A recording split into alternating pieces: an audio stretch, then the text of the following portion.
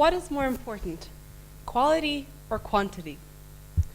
The saying, practice makes perfect, Gladwell's 10,000-hour rule, they all speak of quantity and are by themselves incomplete. Practice is the repetition of an action with the intention of improving said action. We practice many things from sports to music, learning to drive a car. But have you ever wondered what happens on a physiological level when you repeat an action?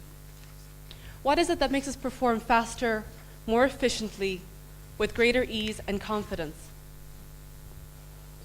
Throughout my 10 years of education in classical music, practice was fundamental. And it very quickly became apparent that if I was to play the same piece over and over again, without specifically focusing on a weakness, that there would be no improvement. And so the budding scientist in me began to question, why does this happen? How does practice work?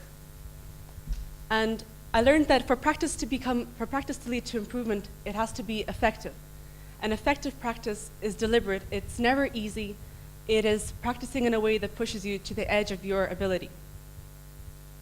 So how does it work? Well, in order for us to carry out a task, a neuron or nerve cell needs to carry an electrical impulse from our brain to our muscle, which then carries out the action. There is no such thing as muscle memory. But so when we're practicing, what we're really trying to do is we're trying to increase the speed and efficiency of that particular neural pathway for that specific action. So we introduce a process called myelination, or the production of myelin. Myelin is a very important substance. It's a fatty protective substance that insulates our nerve cells in a way similar to the coating on an electrical wire.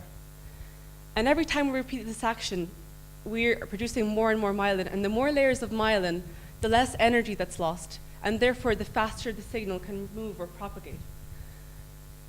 But an important thing to understand is that our brain is fundamentally lazy.